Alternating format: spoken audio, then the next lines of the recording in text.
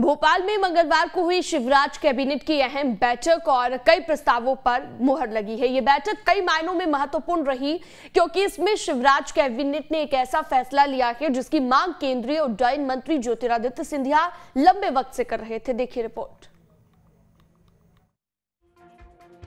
ज्योतिरादित्य सिंधिया जब से केंद्रीय मंत्री बने हैं, उन्होंने मध्य प्रदेश के लिए नई फ्लाइट्स का पिटारा खोल दिया। एक एक करके सैकड़ों फ्लाइट्स मध्य प्रदेश के अलग अलग शहरों से देश के विभिन्न शहरों के लिए शुरू हो गई। मध्य प्रदेश को दी गई इन सौगातों के बदले सिंधिया शिवराज सरकार से एक मांग कर रहे थे। ये मांग थी एयरक्राफ्ट टर्बाइन फ्यूल पर वैट कम करने की। देर सवेर ही सही, शिवराज कैबिनेट ने सिंधिया की इस मांग पर अपनी मोहर लगा दी है। ये एक बहुत ही महत्वाकांक्षी निर्णय आज मध्य प्रदेश की कैबिनेट में हुआ है।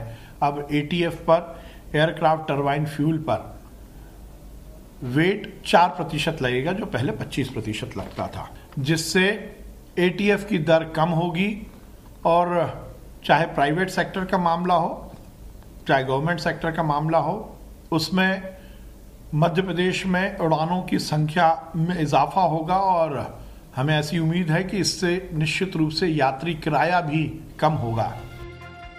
शिवराज सरकार ने एयरक्राफ्ट टर्बाइन फ्यूल पर लगने वाले वैट को 25% से हटाकर 4% कर दिया है, यानी सीधे 21% की कटौती की गई है। सरकार का दावा है कि इससे नई विमान कंपनियां नई उड़ानें शुरू करने को लेकर मध्य प्रदेश के प्रति आकर्षित होंगी। हालांकि इसके अलावा कैबिनेट में कई अन्य फैसले भी लिए गए हैं, जैसे सीएम उद्यम क्रांति योजना और राज्य लोक सेवा आयोग के अध्यक्ष और सदस्य की नियुक्ति पर भी कैबिनेट ने मोहर लगाई है। साथ ही सरकार ने प्राइवेट कंपनियों के सीएसआर फंड का उपयोग पौधारोपण में करने पर भी सहमति दी है।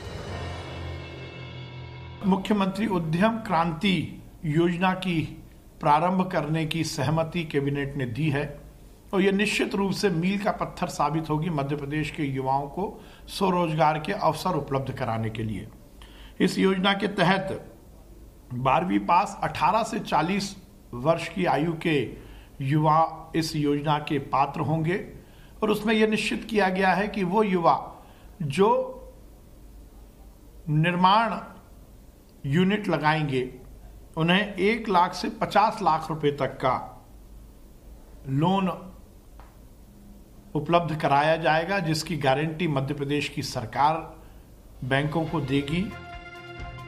मध्य प्रदेश में एयर टर्बाइन फ्यूल पर वैट को कम करने के शिवराज सरकार के फैसले को काफी अहम माना जा रहा है, क्योंकि सरकार का दावा है कि इससे विमानों के किराए में तो कमी आएगी ही, साथ ही नई उड़ानों के रास्ते भी खुलेंगे।